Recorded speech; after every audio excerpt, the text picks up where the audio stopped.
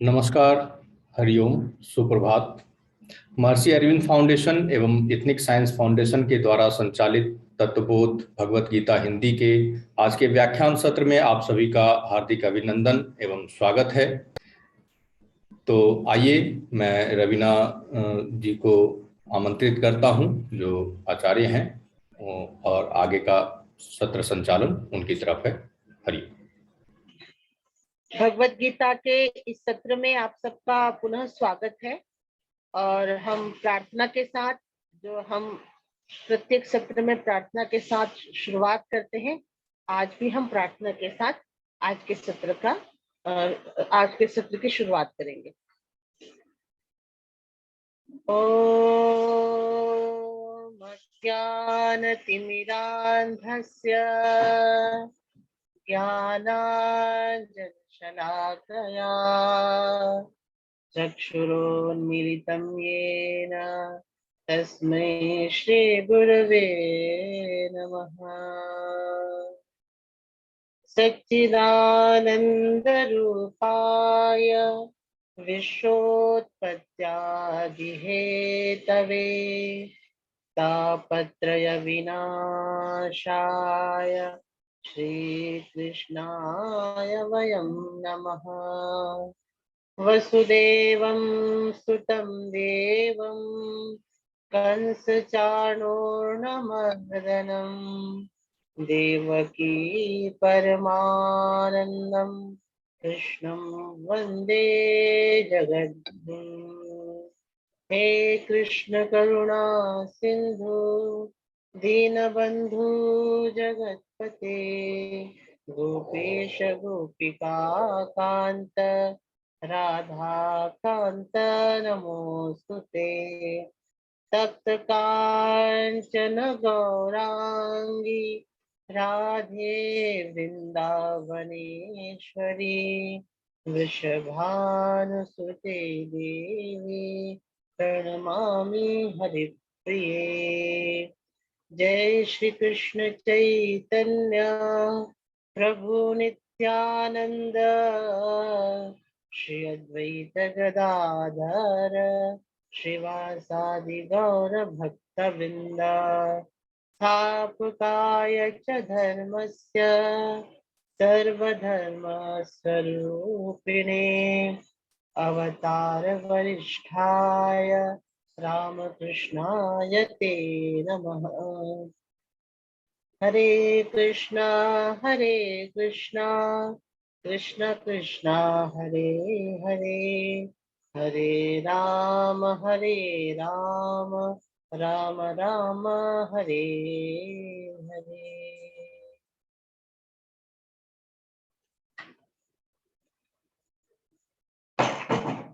आज के इस सत्र में मैं पुनः आप सबका स्वागत करती हूँ, अभिनंदन करती हूँ। और जैसा कि हम सब पूर्व में अध्याय 4 पे बात कर रहे थे, अध्याय 4 के विभिन्न श्लोकों पे बात कर रहे थे, और तकरीबन हम लोगों ने अध्याय 4 के कहाँ तक हो, लगभग हम लोगों ने 30वें नंबर श्लोक तक हम लोगों ने चर्चा किया था। 30वां नंबर श्लोक पर साधकों द्वारा लगातार मेरे पास भी व्यक्तिगत रूप से फोन आ रहे थे कि हम इस पे और चर्चा करना चाहते हैं, इसमें और थोड़ा विस्तार से हम बात करना चाहते हैं।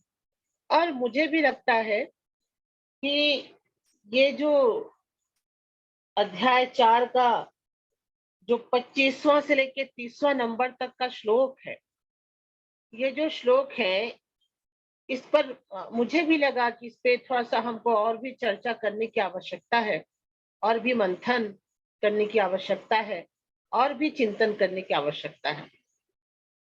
तो साधकों के अनुरोध पर और स्वयं की मेरी भी मंशा थी कि इस पर पुनः एक बार चिंतन किया जाए, क्योंकि जब पिछला सत्र था तो हम लोग उसको बहुत सरसरी तौर पे इस पे बात किया था और हम आगे बढ़े थे। तो हम इस पे पुनः एक बार चर्चा करते हैं। देखिए, मैं हमेशा बोलती रही हूं कि भगवान श्री कृष्ण ने शब्दों का उपयोग किया है, प्राचीन शब्दों का, पर भगवत गीता में उसका जो अर्थ है वह बिल्कुल नवीन है, नया है।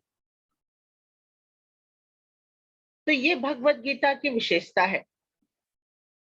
भगवत गीता में यज्ञ शब्द का उपयोग किया गया है, पर यज्ञ का मतलब भगवत गीता में ऐसा नहीं है कि कहीं पे हवन कुंड है और वहां पे हम आहुति दे रहे हैं। भगवत गीता में यज्ञ का बहुत ही व्यापक अर्थ है, बड़ा अर्थ है। और यही भगवत गीता की विशेषता है कि वो शब्द तो प्राचीन काल का लेता है, शब्द का चयन उसका पुराना होता है, पर उसका जो अर्थ है, उसकी जो दृष्टि है, वो बड़ा व्यापक, बड़ा होता है।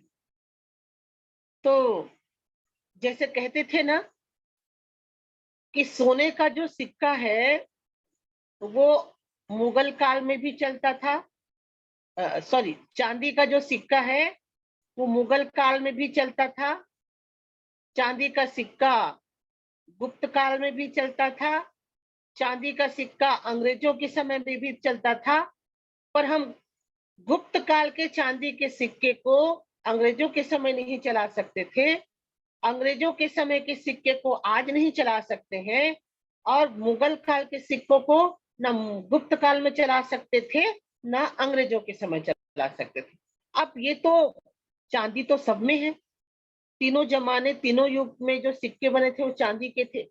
लेकिन चांदी के होने के बावजूद भी अलग अलग समय में आप अलग अलग तरीके से उसको चलाएंगे। बादशाही अमल का जो सिक्का है वो ब्रिटिश पीरियड में नहीं चलेगा, ब्रिटिश पीरियड का जो सिक्का है मुगल काल में नहीं चलेगा, मुगल काल का सिक्का गुप्त काल में नहीं चलेगा, भले ही वो चांदी का क्यों ना हो। कहने का तात्पर्य यह है कि यज्ञ का जो स्वरूप है, ये सिक्के को आप चांदी को यज्ञ मान लीजिए, तो यज्ञ भी है, तो यज्ञ भी अपने अपने समय काल में इसका स्वरूप भी बदलता गया है। त्रेता युग का यज्ञ अलग था, द्वापर का यज्ञ अलग है, कलयुग का और यज्ञ अलग है। और ऐसा कहते भी हैं कि युग के अनुकूल साधन को हम कलयुग में नहीं कर सकते, कलयुग के लिए जो साधन पद्धति बनी है वो द्वापर युग में हम शायद उतना इफेक्टिव और प्रभावकारी तरीके से नहीं कर सकते हैं। द्वापर काल के जो साधन विधि है उसको हम त्रेता युग में, कलयुग में भी हम उतने प्रभावकारी तरीके से नहीं कर सकते। ये कुल की मर्यादा होती है, ये समय की मर्यादा होती है कि समय के साथ साथ आपका साधन, आपकी साधना का स्वरूप भी बदलते जाता है, तत्व एक ही रहता है। तत्व चांदी एक ही रहेगा, पर जब चांदी अंग्रेजों के समय में होगा तो उस पे अलग मुहर लग जाएगा, जब वो मुगल काल में होगा तो उसमें अलग मुहर और ठप्पा लग जाएगा, जब वो गुप्त काल में होगा तो उसमें अलग और मुहर ठप्पा लग जाएगा, जब वो आज के समय में होगा तो उसमें अलग ठप्पा और मुहर लग जाएगा, भले चांदी क्यों ना हो। ठीक वैसा ही यज्ञ का शब्द का जो अर्थ है, अलग अलग समय में, अलग अलग संदर्भों में, अलग अलग व्यक्तियों में, अलग अलग देश काल परिस्थिति में यज्ञ का जो अर्थ है, यज्ञ का जो स्वरूप है, वह अलग अलग है। और यही भगवत गीता की विशेषता है। तो इसी संदर्भ में हम 25वें नंबर श्लोक का पुनः प्रारंभ करते हैं, हम बात करते हैं। देखिए, पिछले बार हम 25वां नंबर श्लोक से 30वां नंबर श्लोक तक जब हम बात किए थे तो हम 14 प्रकार के यज्ञों के बारे में पढ़ा था। 14 प्रकार के यज्ञ। कितने प्रकार के यज्ञ? 14 प्रकार के। हमने पढ़ा था देव यज्ञ के बारे में, देव मेवा परे यज्ञम योगिनः पर्युपासते। हाँ, तो देव यज्ञ से हम लोगों ने शुरू किया था। तो 14 प्रकार के यज्ञ पढ़े थे। पहला है देव यज्ञ, फिर ब्रह्म यज्ञ, फिर संयम यज्ञ, फिर इंद्रिय प्राण संयम यज्ञ, फिर द्रव्य यज्ञ, फिर तपो यज्ञ, फिर स्वाध्याय यज्ञ, फिर ज्ञान यज्ञ, फिर अपान में प्राण और प्राण में अपान, प्राण व अपान की गति दोनों का यज्ञ, और प्राणों में प्राणों का यज्ञ। ये इतने प्रकार के यज्ञ हम पिछले सत्र में हम लोगों ने चर्चा किया था, 14 प्रकार के। अब ये यज्ञ का तात्पर्य क्या होता है, क्योंकि इस पे पुनः हम चर्चा करने वाले हैं। हम जब यज्ञ में बैठते हैं तो हम क्या कहते हैं? हम एक शब्द कहते हैं स्वाहा, इदम न मम इदम अग्नये स्वाहा, कि ये मेरा नहीं है, ये अग्नि देवता को हम समर्पित करते हैं। बार बार हम स्वाहा शब्द का प्रयोग करते हैं। स्वाहा का मूल तात्पर्य होता है समर्पण, समर्पित करते हैं, हम समर्पण कर रहे हैं। तो यज्ञ का मूल मतलब होता है समर्पण, चाहे वो पदार्थों का समर्पण हो, चाहे वो अन्य चीजों का समर्पण हो। यज्ञ का मतलब ही होता है समर्पण। प्राचीन काल में लोग तरह तरह के यज्ञों का निर्माण करते थे, और यज्ञों में यज्ञ प्रज्वलित होता था और उसमें प्रिय वस्तुओं का वो समर्पण करते थे। वो घी का समर्पण करते थे और कहते थे कि हे अग्नि देवता, हम जो घी को अर्पित कर रहे हैं उसको तुम उस देवता तक पहुंचा दो। हम यज्ञ में फल को अर्पित करते थे और कहते थे कि हे देवता, हम इस यज्ञ में फल को अर्पित करते हैं, तुम उस देवता तक पहुंचा दो, हे अग्नि देवता, जिस भी देवता का यज्ञ करते थे। तो यज्ञ का मूल मंत्र है, यज्ञ का मूल तात्पर्य है, यज्ञ का मूल मीनिंग है, यज्ञ का मूल मतलब है समर्पण करना। और भगवत गीता में श्लोक नंबर 25 से लेके 30 तक अध्याय 4 के 14 प्रकार के समर्पण की विधियों को बताया गया है। 14 प्रकार का समर्पण, कि हम अपने आप को किस तरीके से समर्पित कर सकते हैं। और समर्पण का एक और मतलब होता है शरणागति। आपके शरण में है, आपके चरणों में है, शरण में जाना। तो यज्ञ का मतलब होता है समर्पित करना, स्वाहा इदम न मम स्वाहा। और समर्पण का मूल मतलब होता है शरणागति। एक शरणागति मतलब होता है खुद को समर्पित कर देना। तो श्लोक नंबर 25 से लेके 30 तक 14 प्रकार के शरणागति का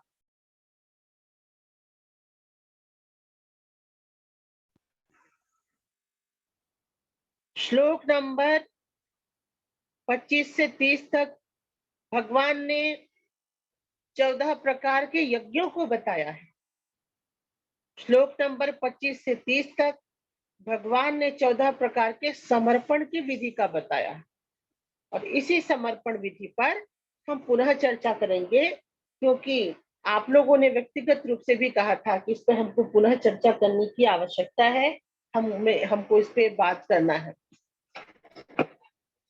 तो जो पहला श्लोक है उसको मैं पुनः पढ़ूंगी।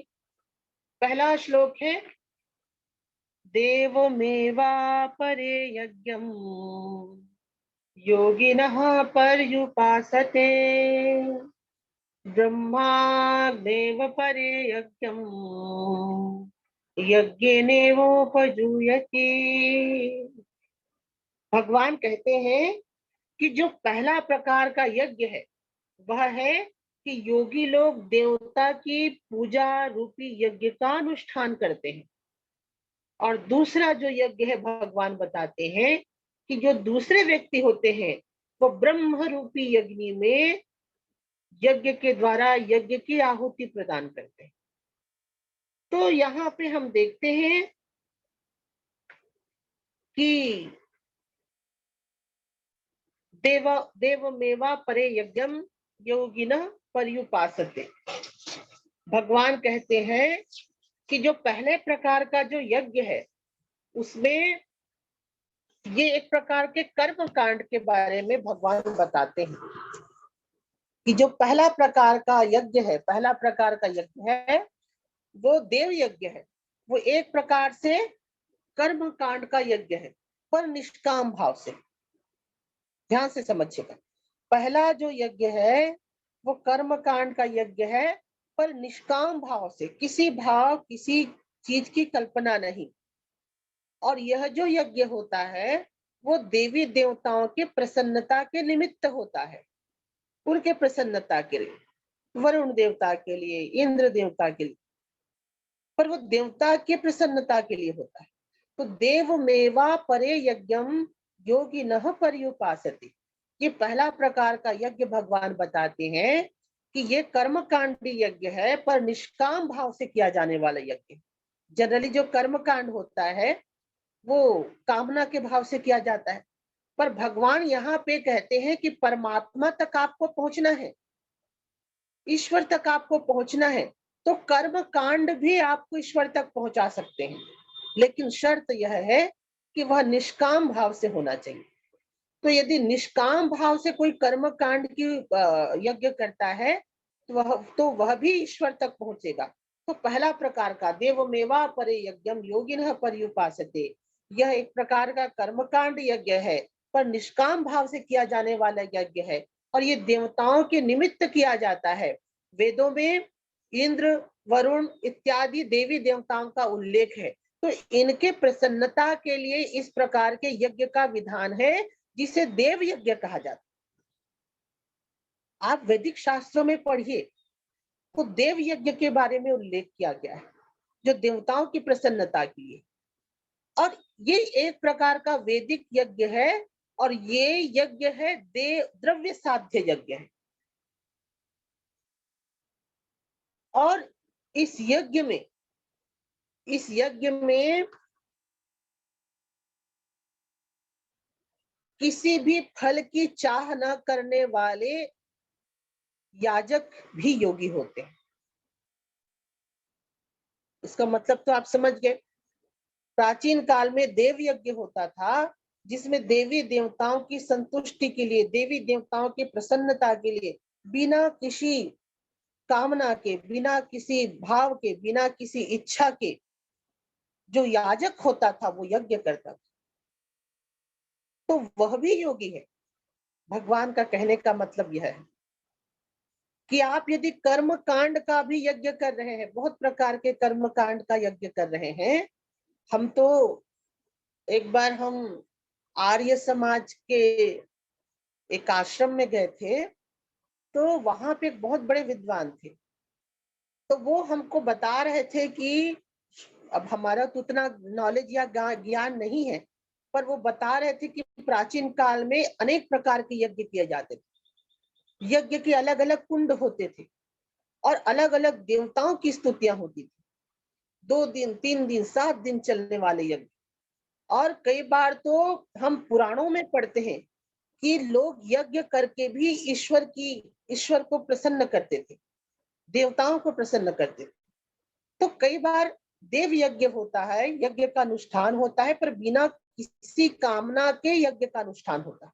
और जहां बिना किसी कामना के आप देव यज्ञ कर रहे हैं, तो भगवान श्री कृष्ण कहते हैं कि वो भी आप योगी हैं।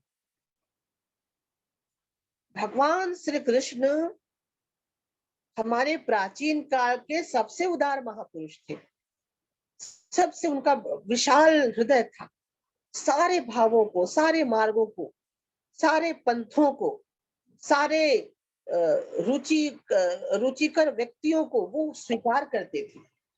अनेक प्रकार के मार्गों का वो प्रवर्तन की। तो भगवान श्री कृष्ण पहला यज्ञ बताते हैं देव यज्ञ, जो कर्म कांड है और जो निष्काम भाव से किया जाता है। दूसरा जो यज्ञ है, दूसरे नंबर का यज्ञ भगवान कहते हैं ब्रह्माग्नेव परे यज्ञम यज्ञनेवोपजुह्यति। तो ये दूसरा प्रकार का यज्ञ। ब्रह्माग्नेव परे यज्ञम यज्ञेनेवोपजुह्यति। अब इसका क्या मतलब है? ये दूसरा प्रकार का यज्ञ है। इसका मतलब होता है कि दूसरे प्रकार के जो लोग होते हैं वो ब्रह्म रूपी अग्नि में, ध्यान से समझिएगा, ब्रह्म रूपी अग्नि में जीव रूपी जीवन की आहुति दे देते, ब्रह्म रूपी अग्नि में अपने जीवन की आहुति दे देते हैं। यहाँ पर ब्रह्म को अग्नि के प्रतीक के रूप में लिया गया है। यहाँ पे जो ब्रह्म है, निराकार सर्वत्र व्याप्त ब्रह्म है, उसको अग्नि के रूप में लिया गया है और यज्ञ को जीव के रूप में लिया गया है। तो जीव रूपी यज्ञ में ब्रह्म रूपी अग्नि का प्रवर्तन, तो जीव रूपी यज्ञ में ब्रह्म रूपी अग्नि का प्रवर्तन। तो इसका क्या मतलब होता है? इसका मतलब होता है कि जो जीव है अज्ञान की दशा में बहुत सारे उपाधियों से ग्रसित रहता है। उपाधियां मतलब बहुत सारे आइडेंटिटी से। पहली आइडेंटिटी क्या है? आत्मा की, जीव की। जब कोई जीव जब अज्ञान से ग्रसित होता है तो बहुत सारे आइडेंटिटी के साथ जीता है। पहली उसकी आइडेंटिटी पहचान है शरीर, दूसरी उसकी आइडेंटिटी है इंद्रिय, तीसरी उसकी आइडेंटिटी है मन और चौथी उसकी आइडेंटिटी है बुद्धि। उसके बाद और भी आइडेंटिटी होती है, उसका जाति, उसका वर्ण, उसका धर्म, उसका क्षेत्र, उसकी भाषा। तो जो जीव है वो अज्ञान की अवस्था में बहुत सारे आइडेंटिटी के साथ जुड़ जाता है, बहुत सारी उपाधियों के साथ जुड़ जाता है, बहुत सारे पहचान के साथ जुड़ जाता है। और दूसरे नामक यज्ञ में क्या करता है जीव? साधना के माध्यम से वो अपने आप को इन उपाधियों से विमुक्त करता है। साधना के माध्यम से वो इन उपाधियों से अपने आप को मुक्त करता है। तो जो उपाधि रहित जीव है, वो जो उपाधि रहित जीव है, आइडेंटिटी शून्य, पहचान शून्य जो जीव है, वह सत्य स्वरूप ब्रह्म के साथ एकीभूत हो जाता है। श्री राम कृष्ण देव जब साधना करने जाते थे तो उनके भांजे थे। अब वो जब दक्षिणेश्वर मंदिर से निकलते थे तो उनका जो भांजा था हृदयनाथ, उनके पीछे पीछे पीछे पीछे जाता था। तो जाकर देखता था कि जो श्री राम कृष्ण देव है पंचवटी में जाके साधना किया करते थे। और जब रात को 12 बजे पंचवटी में जब वो साधना करते थे तो हृदयनाथ देखते थे कि भगवान श्री राम कृष्ण देव अपने जनेऊ को उतारते थे, जो यज्ञ पवित्र जनेऊ है उसको उतारते थे, अपने वस्त्रों को उतारते थे, नग्न अवस्था में होकर के वो साधना किया करते थे। ये हृदय राम जो उनका भांजा है रोज देखा करता था श्री राम कृष्ण देव को। तो एक दिन श्री राम कृष्ण देव काली मंदिर में बैठे थे तो वो उनका भांजा उनके पास जाकर बोलता है कि मामा जी मैं आपसे एक प्रश्न पूछना चाहता हूँ। तो श्री राम कृष्ण कहते हैं कि पूछो हृदय, क्या पूछना चाहते हो? तो हृदय कहता है कि मामा आप रात को साधना के लिए पंचवटी जाते हो, लेकिन जब आप पंचवटी जाते हो तो आपको साधना करनी चाहिए, लेकिन आप तो यज्ञ पवित्र को उतार देते हो। और यज्ञ पवित्र जो होता है वो ब्राह्मणों का, वो विप्र का एक प्रतीक होता है, ब्राह्मणत्व का प्रतीक होता है आपका यज्ञ पवित्र। तो श्री राम कृष्ण देव यज्ञोपवीत वो जो धागा है उसको भी उतार देते थे। तो हृदय पूछता है कि आप साधना करो मामा, लेकिन यज्ञोपवीत को आप अपने जनेऊ को क्यों उतारते हो भाई?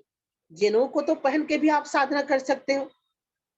हृदय पूछता है कि आपको साधना करनी तो साधना करो, वस्त्रों को क्यों उतार कर आप साधना करते हो? तो श्री राम कृष्ण देव बड़ा सुंदर उत्तर देते हैं। श्री राम कृष्ण देव उत्तर देते हैं कि हृदय, ये जो जनेऊ है ना, ये यज्ञोपवीत संस्कार है ना, यह भी कहीं ना कहीं से एक प्रकार की उपाधि है, यह भी एक प्रकार की आइडेंटिटी है। कि मैं यज्ञोपवीत धारण करता हूं, और जो मैं एक वस्त्र पहनता हूं, वह वस्त्र भी एक प्रकार की उपाधि है, एक प्रकार की आपकी आइडेंटिटी है। और जब तक आपके पास बहुत सारे आइडेंटिटी के साथ आप चिपके रहोगे, अब देखिए एक आइडेंटिटी है, हम पेपर में पढ़े कि एक हिंदू एक मुसलमान है, एक दूसरे को मारपीट कर रहे हैं, कोई उनके देवी देवताओं की निंदा कर रहे हैं तो कोई इनके देवी देवताओं की निंदा कर रहे हैं, और बड़ा देश में एक सद्भावना का माहौल जो है वो कहीं ना कहीं हम खत्म होते हुए देखते हैं। खैर, इस मंच में मुझको राजनीति विषयों पर टीका टिप्पणी नहीं करना चाहिए, इन विषयों से मुझको दूर रहना चाहिए, पर एक मैं चीज आपको कहना चाहती हूँ कि जब तक आप बहुत सारे उपाधियों से भगवान श्री कृष्ण कहते हैं कि जब तक मनुष्य बहुत सारी उपाधियों से ग्रसित है, मनुष्य बहुत सारे आइडेंटिटी से युक्त है, मनुष्य बहुत सारे उपाधियों को धारण करके चलता है, तो वो सत्य स्वरूप ब्रह्म के साथ एकीभूत नहीं हो सकता। अगर आप सत्य स्वरूप ब्रह्म को प्राप्त करना चाहते हैं, सत्य स्वरूप ब्रह्म के साथ एकीभूत होना चाहते हैं, तो आपने जो झूठे उपाधियों को धारण किया है, झूठे आइडेंटिटी को धारण किया है, शरीर, मन, बुद्धि, चित्त, अहंकार, भाषा, धर्म, प्रांत, रिलीजन, राष्ट्रीयता, इन सबको आपको खत्म करना होगा, भस्म करना होगा। तो यहाँ पे भगवान श्री कृष्ण दूसरे प्रकार के यज्ञ की बात करते हैं, ब्रह्माग्नेव परे यज्ञम यज्ञेनेवोपजुह्यति। भगवान कहते हैं कि अपने उपाधियों को सत्य स्वरूप ब्रह्म में भस्मीभूत कर लो, अपने सारे आइडेंटिटी को। तो यहाँ पे ब्रह्म का मतलब ब्रह्म को अग्नि माना गया है और यज्ञ को जीव माना गया है। तो जीव रूपी यज्ञ में जब ब्रह्म रूपी अग्नि का प्रज्वलन होता है, तो मनुष्य सर्व प्रकार के उपाधियों से विमुक्त होता है और वो ब्रह्म में प्रतिष्ठित होता है, सत्य स्वरूप ब्रह्म को प्राप्त कर सकता है। ऐसा भाष्य आचार्य शंकर ने इस श्लोक में किया है। तो गीता प्रेस से आचार्य शंकराचार्य का भाष्य मिलता है। तो उन्होंने जो ब्रह्मेवा परे यज्ञम यज्ञेनेवोपजुह्यति, इसका भाष्य उन्होंने इस प्रकार किया है। और देवमेवा परे यज्ञम योगिनः पर्युपासते, इसका भाष्य उन्होंने किया कि देवताओं के लिए यदि कोई कर्म कांड करता है निष्काम भाव से, तो भी वह ब्रह्म में प्रतिष्ठित होगा, ब्रह्म में वह स्थापित होगा। तो इस प्रकार से हम देखते हैं कि पहला जो यज्ञ है वह है देव यज्ञ, और जो दूसरा यज्ञ है वह है ब्रह्म यज्ञ। देवमेवा परे यज्ञम यज्ञ योगिनः पर्युपासते, यह एक प्रकार का देव यज्ञ है, नंबर 1 देव यज्ञ। और जब हम बोलते हैं ब्रह्मग्नेवा परे यज्ञम यज्ञनेवोपजुह्यति, यह ब्रह्म यज्ञ है। तो पहला यज्ञ है देव यज्ञ और दूसरा यज्ञ है ब्रह्म यज्ञ। तो साधक वेदांत में बहुत सारे तत्व हैं। तत्वमसि, अहम ब्रह्मास्मि, अययात्मा ब्रह्म, इन सब महावाक्यों का चिंतन ब्रह्म यज्ञ में किया जाता है, जो दूसरे नंबर का यज्ञ है। अब तीसरे नंबर का यज्ञ क्या है भैया, इसको जानने के लिए हमको 26वां नंबर के श्लोक में जाना होगा। तो 26वां नंबर का श्लोक कहता है, श्रोत्रादीनीन्द्रियाण्ये संयमाग्निषु जुह्यति, यही लिखा है। श्रोत्रादीनी मतलब कर्ण चक्षु आदि के द्वारा, इंद्रियाणी मतलब इंद्रियों को, संयमाग्निषु संयम रूपी अग्नि में आहुति देने से। क्लियर है, एकदम स्पष्ट हो रहा है। भगवान कहते हैं कि कर्ण चक्षु जैसे, जैसे कान और आपकी आंखें जैसे और भी इंद्रियां हैं, उसको संयम रूपी अग्नि में आहुति देना है। तो ये क्या है, तीसरे नंबर का यज्ञ है वह है संयम यज्ञ। इसको आप संयम यज्ञ बोल सकते हैं, क्योंकि इसमें भगवान श्री कृष्ण साधकों को बोल रहे हैं कि आपके पास जितने भी ज्ञान इंद्रियां हैं, आंख, कान इत्यादि जितने भी ज्ञान इंद्रियां हैं, उसको संयम के साथ उसको हवन करना है, संयम के साथ रहना है। तो ये तीसरे यज्ञ का सरल अर्थ है कि साधक अपने आंख, कान इत्यादि ज्ञान इंद्रियों का नियमन करे। अब इसका क्या मतलब है? तो तीसरा नंबर का यज्ञ क्या है? संयम यज्ञ। कि साधक अपने ज्ञानेंद्रिय, क्या क्या ज्ञानेंद्रिय है, आंख, कान इत्यादि जो ज्ञानेंद्रियां हैं, उनका वो संयमन करे, नियमन करे। तो उसको तीन प्रकार से हम क्या बोल सकते हैं? संयम यज्ञ। ये भी एक प्रकार का यज्ञ है।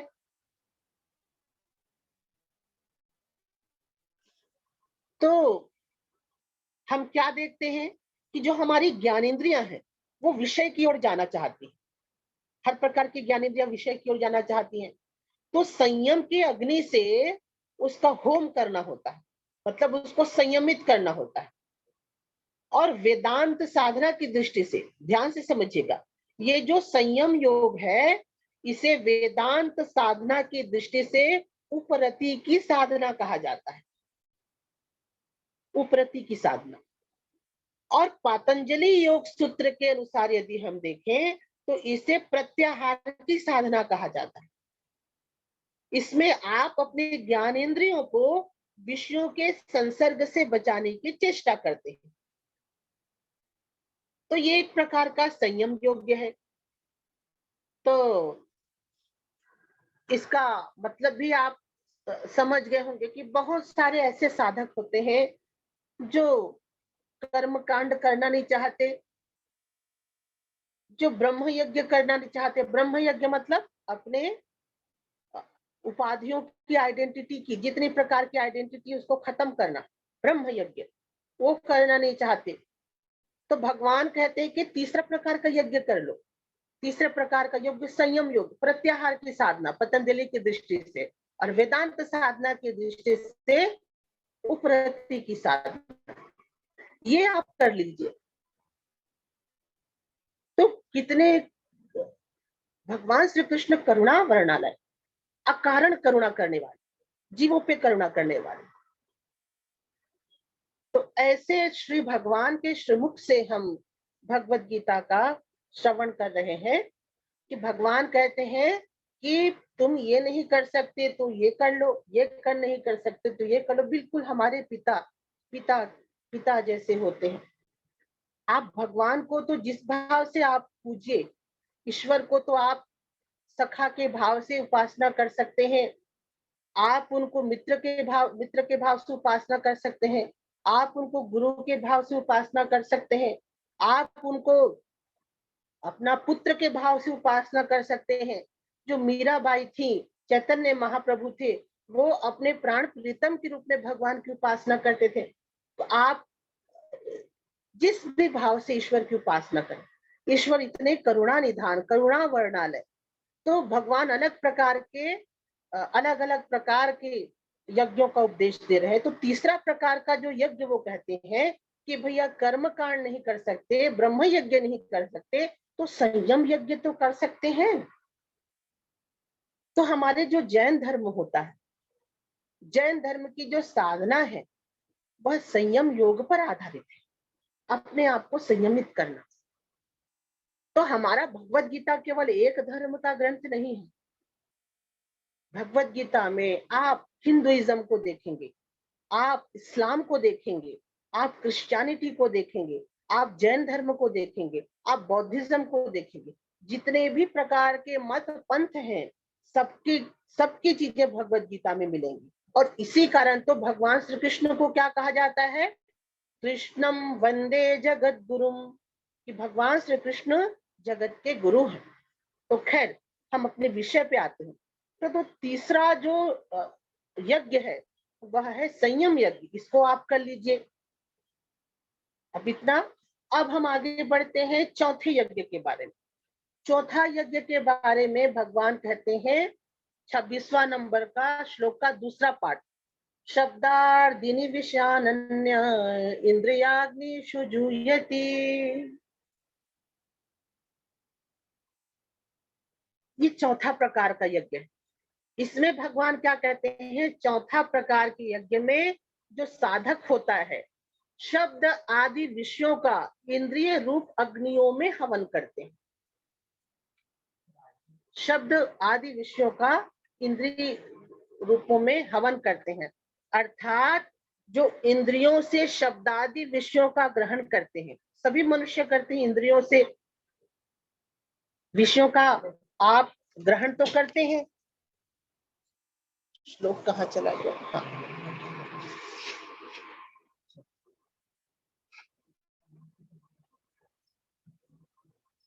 तो इंद्रियों से आप शब्दों का ग्रहण करते हैं, तो भगवान क्या कहते हैं कि इसको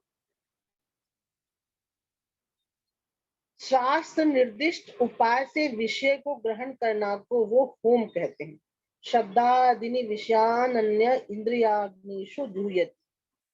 यहाँ पे भगवान कहते हैं कि जो अन्य योगी लोग हैं, इंद्रिय रूपी अग्नि में शब्द स्पर्श आदि विषयों को आहुति देते हैं। जो हमारा शब्द स्पर्श रूप रंग गंध इत्यादि जो विषय है उसकी आहुति देना। तीसरे नंबर के श्लोक में आप क्या करते हैं, संयम करते हैं, संयमित करते हैं। लेकिन चौथे नंबर के यज्ञ में आप रूप रंग गंध इत्यादि को आप क्या करते हैं, उसको आप आहुति देते हैं, मतलब उसको आप पवित्र करते हैं। ये चौथा प्रकार का यज्ञ है। इसका मतलब क्या होता है कि रूप रंग गंध इत्यादियों को पवित्र करना, उसको उसका उपभोग करना। इसमें यह होता है इस यज्ञ में कि आप विषयों के संसर्ग में रहते हैं। तीसरे में तो आप संयम करते हैं, प्रत्याहार की साधना करते हैं, अपने आप को विषय से हटाते हैं। पर चौथे नंबर के यज्ञ में आप विषयों के साथ तो रहते हैं, पर विषय के साथ रहते रहते उसमें आप उसके साथ आपका अटैचमेंट नहीं होता। ये चौथे नंबर का श्लोक का मतलब है। तो इसमें क्या होता है, इसमें यह होता है कि इस यज्ञ में अभ्यास योग के द्वारा, शास्त्रों के विधान के द्वारा आप रूप रंग गंध रस का आप शुद्धिकरण करते हैं, शुद्धिकरण करते हैं और उसके बाद आप उसको भोग करते हैं। उसके प्रति आपके अंदर में आहुति की बुद्धि होती। अब ये भी बहुत बड़ी साधना है कि इसमें हमको विषय का उपभोग तो करना है, पर सन्यासी की दृष्टि से। जैसे इस यज्ञ को करने वाले कौन थे, राजा जनक।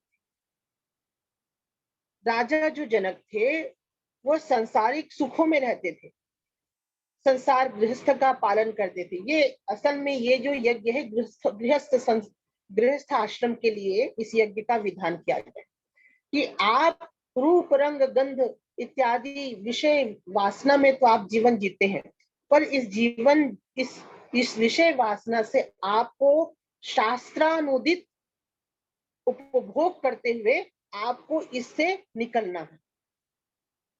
तो इसका क्या उदाहरण है, जैसे कि हम काम की समस्या को मान लेते हैं।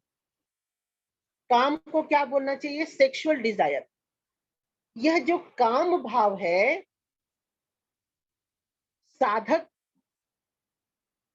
किसी भी मनुष्य का एक मूल प्रवृत्ति होता है, सेक्सुअल डिजायर या यौन इच्छा। अब यौन इच्छा हर पशु पक्षी जंतुओं में यौन इच्छा है, आप इस बात को मानते हैं। अब क्या हुआ, इस यौन इच्छा को आप शास्त्रीय तरीके से संपादित करते हुए इस यौन इच्छा के परे जाएंगे। तो उसके लिए हमारे शास्त्रों में विवाह का विधान रखा गया। यह जो विवाह है आपकी यौन इच्छा को मर्यादित करता है। यह जो विवाह है आपके विषय वासना भोग को शास्त्रीय ढंग से धीरे धीरे शास्त्र अनुमोदित सिद्धांतों के अनुसार से धीरे धीरे आपको वहां से निकालता है। अगर आप देखेंगे कभी आप महर्षि वात्सायन का काम सूत्र का अध्ययन करें, काम शास्त्र का, तो काम शास्त्र में स्त्री और पुरुष के शारीरिक संबंधों का वर्णन मिलता है। उसके दो भाग हैं। काम शास्त्र का एक भाग है ज्ञान कांड। अब इस यौन वृत्ति से, इस सेक्सुअल डिजायर से साधक को किस तरीके से बाहर निकाला जाए, इसकी व्यवस्था हमारे आश्रम व्यवस्था में किया गया। तो यहाँ पे भोग का सेवन तो हो रहा है, पर भोग का सेवन से आप निकल भी रहे हैं। तो इस प्रकार का यज्ञ भी आप कर सकते हैं। यह जो यज्ञ है एक प्रकार का गृहस्थ यज्ञ है। सामान्य व्यक्ति का दृष्टिकोण होता है भोग का, पर साधक की दृष्टि से भोग के माध्यम से, भोग को संस्कारित करते हुए, भोग को संयमित करते हुए, भोग को शास्त्रीय विधि से बांधते हुए उससे हम निकलेंगे। तो इस प्रकार की साधना को चौथे नंबर की साधना में बताया गया है। और वेदांत साधना की दृष्टि से इसको हम दम की साधना कह सकते हैं। ठीक है, तो इस प्रकार से हम इसमें निषेध नहीं होता। कई बार इस चौथे प्रकार के यज्ञ को भक्ति योग भी कहा जाता है। ध्यान दीजिएगा,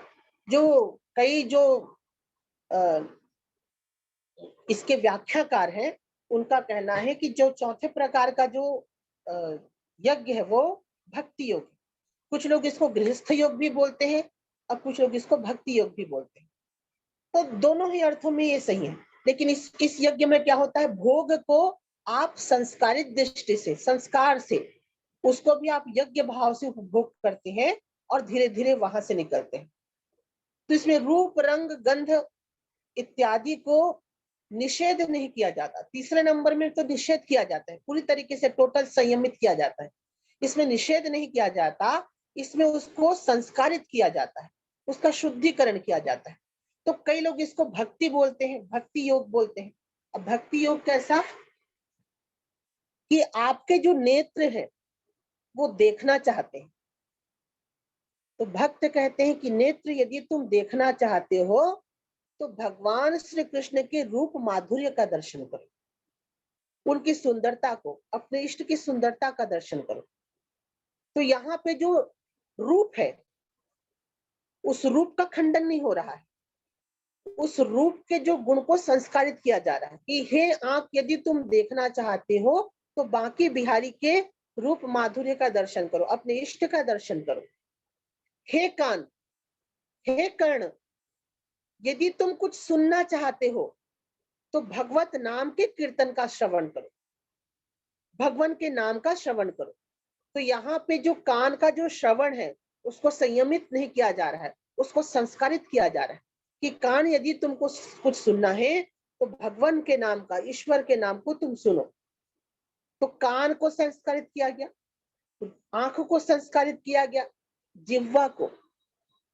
यदि जिह्वा तुम स्वाद चखना चाहते हो तो ईश्वर को अर्पित किए जाने वाले नैवेद्य का तुम स्वाद चखो, प्रसाद को तुम ग्रहण करो, भोजन को प्रसाद के रूप में ग्रहण करो।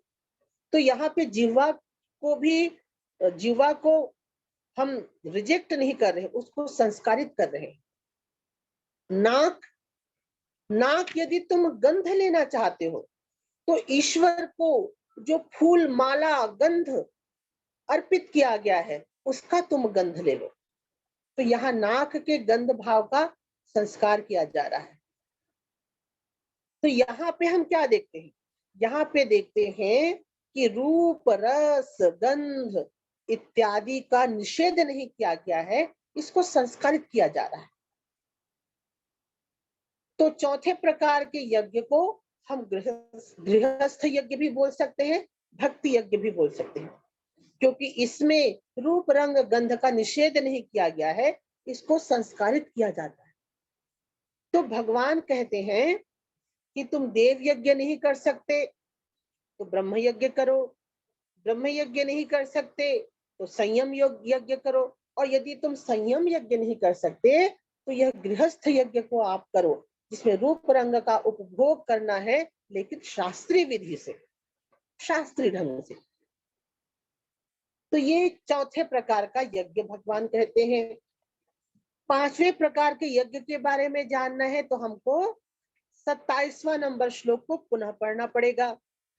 27वां नंबर श्लोक में भगवान कहते हैं, सर्वाणि इंद्रियाणि कर्माणि प्राण कर्माणि चापरे, और आत्म संयम योगाग्नो जुह्यति ज्ञान दीपिते।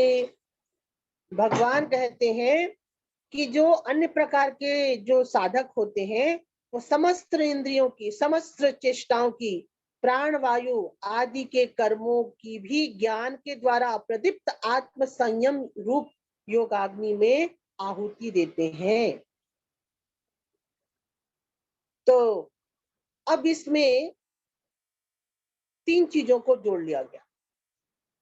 तीसरे नंबर की यज्ञ में केवल आपके कर्म ज्ञानेंद्रियों के संयम की बात कही गई। चौथे नंबर के यज्ञ में कहा गया था कि ज्ञानेंद्रियों का संस्कारीकरण करो, उसको संस्कारवान बना, उसको शास्त्र के निबिद्ध करो। और जो पांचवा नंबर के यज्ञ में 3 प्रकार के आहुति देने का बाद भगवान कहते हैं, पहली आहुति क्या बोलते हैं, सर्वाणि इंद्रियाणि, अपने सारे इंद्रियों को, प्राण कर्माणि चापरे, अपने पंच प्राणों को, और आत्म संयम योगाग्नि जुह्यति ज्ञान दीपति। तो यहाँ पे भगवान कहते हैं कि पांचों ज्ञान इंद्रियों को, पांचों कर्म इंद्रियों को और पंच प्राणों का निरोध करके ब्रह्मानंद में मग्न रहना है। अब इसका जो भाष्य शंकराचार्य जो किए हैं उसको हम यहाँ पे चर्चा करेंगे। पांचवें प्रकार के साधक जो होते हैं वो समस्त इंद्रिय कर्मों को और प्राण कर्मों का आत्म संयम रूप योग में रूप से उत्पन्न अग्नि में हवन करते हैं। अब इसका क्या मतलब हुआ, इसका मतलब हुआ कि अपनी ज्ञानेंद्रियों और कर्म इंद्रियों के समस्त व्यापारों को, अपने जो ज्ञान इंद्रियां हैं, कर्म इंद्रियां हैं, आप सबको मालूम है कि कितने 5 ज्ञान इंद्रियां हैं, 5 कर्म इंद्रियां हैं, इसको आत्म संयम योग की अग्नि में होम करना है। आत्म संयम अग्नियों, आत्म संयम इंद्रियों का दमन नहीं, लेकिन इसमें एक शब्द उन्होंने किया है, ज्ञान दीपिते। इसमें कहा गया है कि बलपूर्वक नहीं करना है। अब तीसरे नंबर में बलपूर्वक करना है, आपको प्रत्याहार की साधना करना है। अगर इंद्रिय कहीं विषय पे जा रहा है तो उसको आपको पकड़ के लाना है, तो वहां पे बल का काम किया जा रहा है। पर 5वें नंबर के श्लोक में भगवान बोलते हैं जुह्यति ज्ञान दीपिते, कि इसमें 5 प्राणेंद्रियों, 5 प्राणों का भी आपको संयम करना है, 5 ज्ञानेंद्रियों का भी संयम करना है, 5 कर्मेंद्रियों का संयम करना है, लेकिन बलपूर्वक नहीं, ज्ञान पूर्वक। बलपूर्वक दमन और ज्ञान पूर्वक संयमन में अंतर होता है, समझिए। आप बलपूर्वक दमन करना और ज्ञान पूर्वक दमन करना, दोनों में अंतर होता है। अगर आप बलपूर्वक किसी चीज का दमन करेंगे तो वह कष्टकर होता है कष्टकर, और उससे कुंठाएं उत्पन्न होने की संभावना है। जो तीसरे नंबर का यज्ञ था, जिसमें भगवान कहते हैं कि इंद्रियों को पकड़ के लाओ, संयमित करो, वो भी एक प्रकार के यज्ञ है। लेकिन कई लोगों के लिए वैसा काम नहीं चलेगा, वो तुरंत कुंठा से भर जाएंगे, डिप्रेशन में चले जाएंगे, और उनको बहुत कष्टकर होगा, बहुत प्रॉब्लम होगा। होता है कई लोगों के लिए। अब हमको ही देख लीजिए, हमारे कई साधक, हमारे कई मित्र हैं, एकादशी के दिन भर वो खाना नहीं खाते, सुबह से लेके शाम तक, शाम को केवल एक फल वल करते हैं। और मेरा ऐसा है, अब 10 बजे भूख लगे, फिर 12 बजे भूख लगेगा, फिर शाम को भूख लगे, मैं क्या करूंगी, थोड़ा जूस पी लूंगी, थोड़ा जूस पी लेती हूँ, थोड़ा फल खा लेती हूँ दिन भर। तो फल खा खा करके मैं एकादशी रहती हूँ। और मेरे कई बहुत सारे ऐसे साधक जो मित्र हैं, जो एकादशी के दिन पूरा दिन भर उपवास रहते हैं, तो उनकी जो संयम की साधना है प्रबल है, वो अपने विषय को बलपूर्वक भी संयमित कर लेते हैं। पर मेरे जैसे साधक हैं, अब मेरे जैसे साधक के लिए भगवान क्या करें? तब मेरे जैसे साधकों के लिए भगवान ने 5 नंबर का यज्ञ बताया है कि भाई तुम यदि संयम की साधना नहीं कर पाते हो तो संयम करो, लेकिन ज्ञान दीपित, ज्ञान से दीप्त हो करके, स्वाभाविकता के साथ, सहजता के साथ।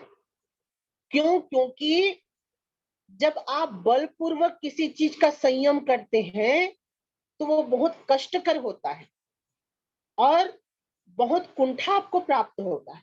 लेकिन जब आपका संयम बहुत स्वाभाविक सहज तरीके से होता है तो आप उसको बहुत ही धीरे धीरे करके आप उसको संयम में चले जा सकते हैं। तो बोलना चाहिए कि जो 5वां नंबर का यज्ञ है, मेरे दृष्टि से तीसरे और चौथे दोनों यज्ञ से श्रेष्ठ है, मेरे दृष्टि से। क्योंकि कष्टकर कष्टकर तरीके से, बलपूर्वक तरीके से हम साधना नहीं कर पाएंगे। तो दोनों को ज्ञान की दीप्ति से उसको हमको ज्ञान की दृष्टि से इसको हम कर सकते हैं, इस साधना को कर सकते हैं। उसके बाद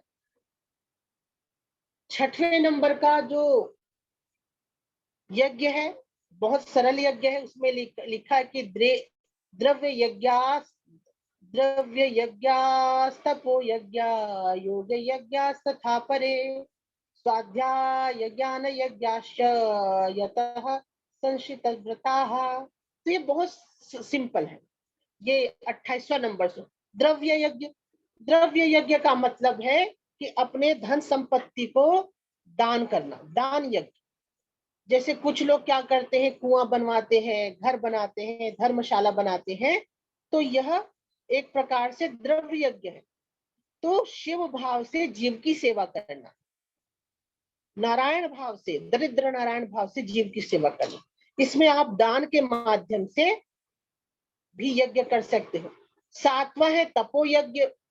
तपो यज्ञ क्या है? तप करना, जंगलों में जाके नाम यश कामना से मुक्त होकर के बहुत सारे साधक तप करते हैं।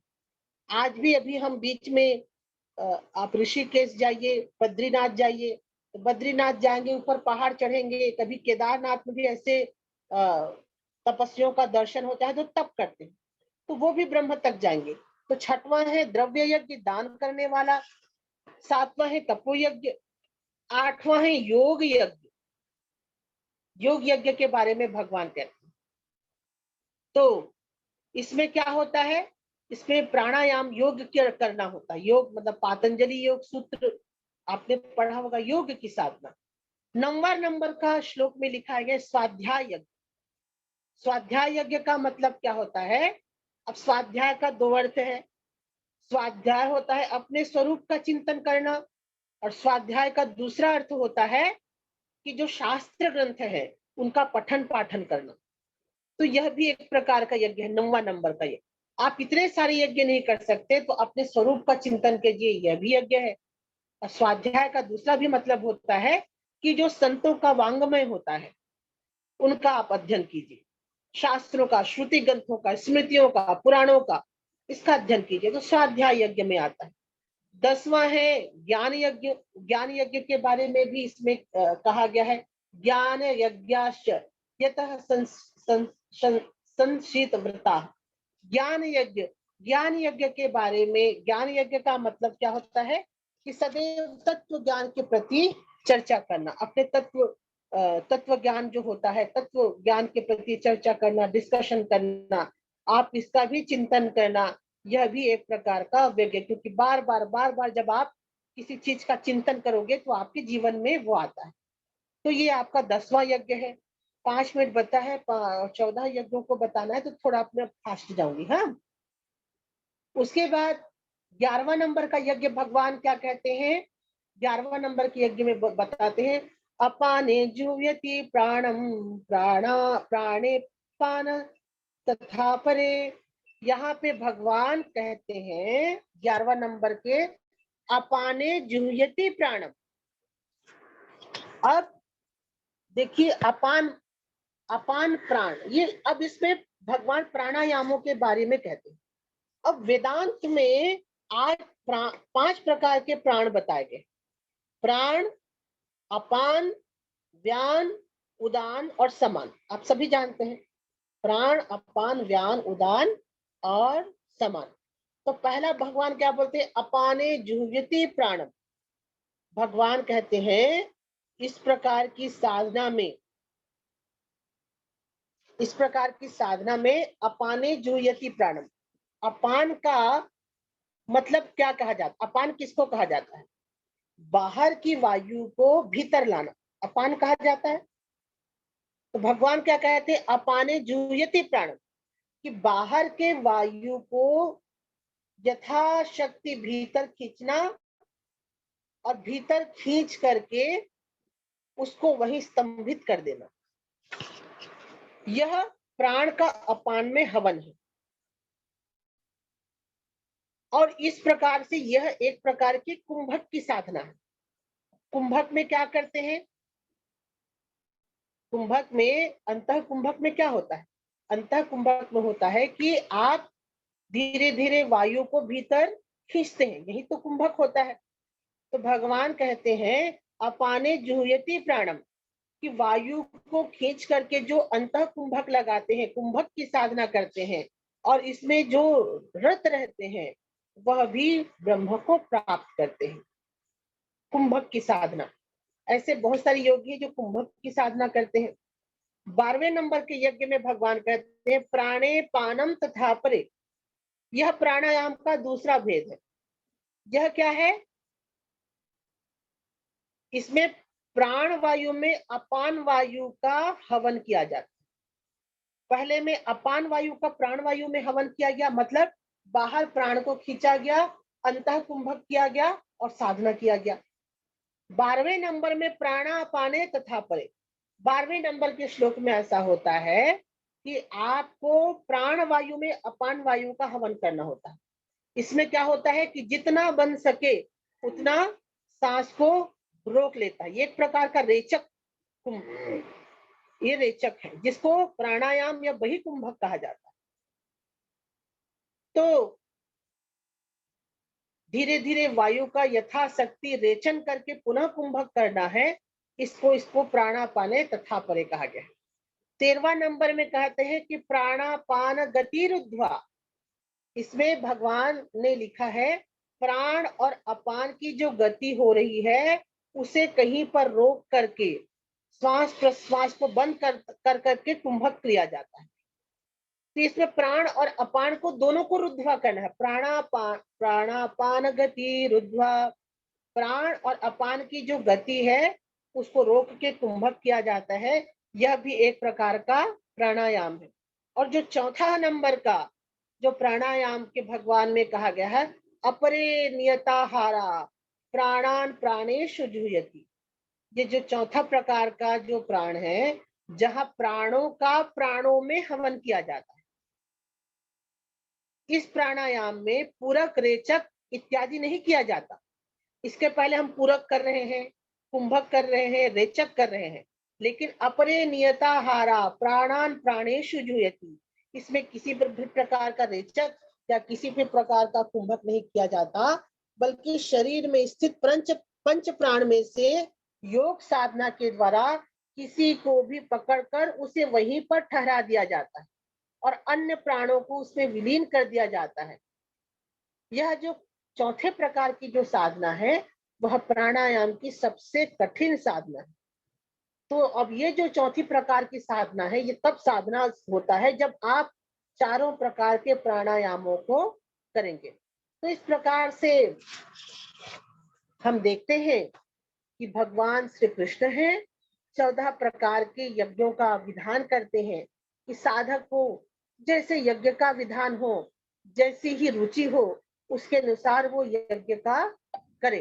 पर आगे आप पढ़ेंगे, अब 1 मिनट ज्यादा हो गया, माफ कीजिएगा, आगे आप पढ़ेंगे कि ये जो 14 यज्ञों का विधान है, इसको किसी गुरु के, अनुभवी गुरु के आश्रय होके आपको करना है। तो आगे गुरु के बारे में वर्णन किया गया है कि किस प्रकार से हम इन यज्ञों को करना चाहते हैं, तो गुरु के प्रति शरणागत होंगे। तो इसको हम आगे चर्चा करेंगे। मुझे लगता है कि आप लोगों ने इसको पुनः समझने के लिए, जो आप लोगों ने मुझे कई बार निवेदन किया था, मुझे विश्वास है, मेरा तो बहुत ज्यादा ज्ञान नहीं है, इधर उधर से कुछ पढ़ लिख करके आपको बताती हूँ। तो मुझे लगता है कि ये जो 14 प्रकार के यज्ञ है, उसको आप थोड़ा समझ गए होंगे, और आगे इन यज्ञों को कराने के लिए कैसे गुरु के पास जाना है, क्या इस यज्ञ से हमको फायदा मिलेगा, लाभ होगा, ये हम आगे के भगवत गीता के श्लोक में पढ़ेंगे। आपने मुझे शांति से सुना, बहुत बहुत धन्यवाद। और प्रार्थना के साथ आज के सभा का हम समापन करेंगे। ॐ पूर्णमिदं पूर्णात् पूर्णमुदच्यते पूर्णस्य पूर्णमादाय पूर्णमेवावशिष्यते। ॐ शान्ति शान्ति शान्तिः।